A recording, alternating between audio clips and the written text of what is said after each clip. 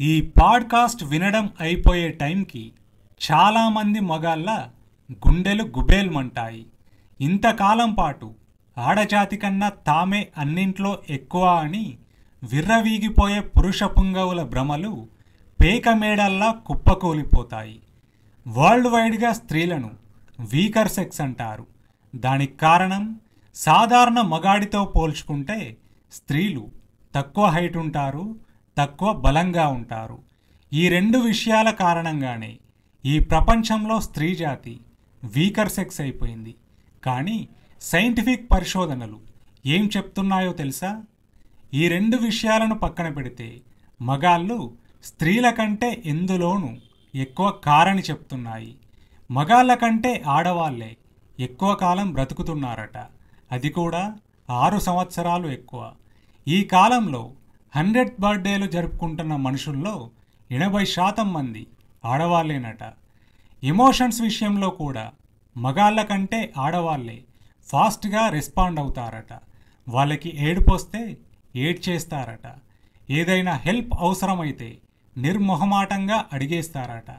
కానీ మగాళ్ళు ఏ ఎమోషన్ని బయటికి కనిపించకుండా కంట్రోల్డ్గా ఉంటారు.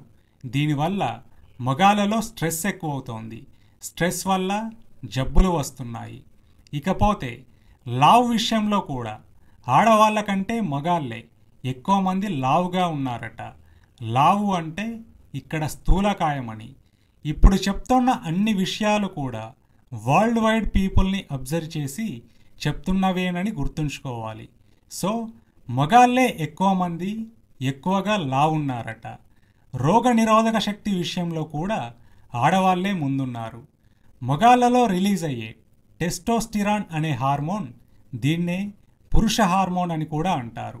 ఈ హార్మోన్ మెదడులో నేర్చుకోవడానికి సంబంధించిన భాగాన్ని డెవలప్ కాకుండా చేస్తుందట. అందుకే ఏ క్లాస్లో చూసుకున్నా యావరేజ్గా మగపిల్లల కంటే ఆడపిల్లలే ముందుంటారు. ఇకపోతే మనందరికీ బాగా ఇష్టమైన సబ్జెక్ట్ సెక్స్. సెక్స్ విషయంలో కూడా మగాళ్ళ కంటే ఆడవాళ్ళదే పై చేయి అని తేలింది.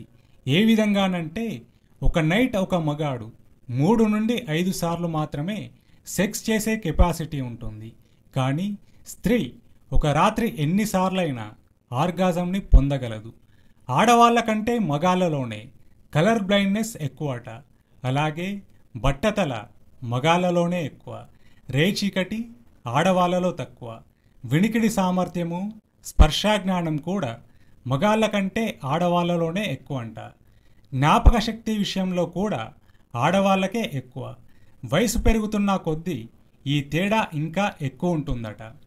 లైఫ్ పార్ట్నర్ విషయంలో అబ్బాయిలు అందమైన అమ్మాయిని భారీగా తెచ్చుకోవాలనుకుంటే అమ్మాయిలు అందం కంటే డబ్బు, హోదా ఉన్న మగాన్ని భర్తగా ఎంచుకోవడానికి ఎక్కువ ఇంట్రెస్ట్ చూపిస్తారట.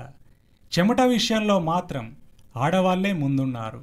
మగాళ్ళకి ఛాతి మీద చెమట పడితే ఆడాళ్ళకి బహుమూలాల్లో భారీగా చెమట పడుతుందట. ఇక లవ్ విషయానికి వస్తే లేడీస్ కంటే మగాళ్ళే తొందరగా లవ్లో పడిపోతారు. ఎక్కువ కాలం ఆ లవ్లో మునిగి తేలుతారు. ఒకవేళ కర్మ కాలిపోయి లవ్ ఫెయిల్యూర్ అయ్యిందేననుకో, అప్పుడు గుండెల బద్దలై ఏడ్చి చచ్చేది కూడా మగాళ్ళే. ఒక్క మాటలో చెప్పాలంటే లవ్ విషయంలో మగాళ్ళు ఆడవాళ్లపై డిపెండ్ అయినంతగా ఆడవాళ్ళు మగాళ్ళపై డిపెండ్ కారు. గురక విషయంలో కూడా మగాళ్ళదే అప్పర్ హ్యాండ్. కాన్ఫిడెన్స్ విషయంలో కూడా ఆడవాళ్ళ కంటే మగాళ్ళలోనే తక్కువట. ముఖ్యంగా తమ పెనిస్ సైజ్ విషయంలో ఒక్కటే వర్రీ అయిపోతారట. దాన్ని ఉపయోగించే విషయంలో కూడా అంతేనట. సెక్స్ విషయంలో ఆడవాళ్ళలో ఒక సర్టెన్ ఏజ్ తర్వాత కోరికలు చచ్చిపోతాయి. కానీ మగాళ్ళలో చచ్చేదాకా కూడా సెక్షువల్ డిజైర్స్ ఉంటాయి. దీన్ని బట్టి మనం అర్థం చేసుకోవాల్సింది ఏంటంటే, ఇప్పటికైనా ఈ ఆడ లేడీస్ని వీకర్ సెక్స్ అని పిలవడం మానేయాలని.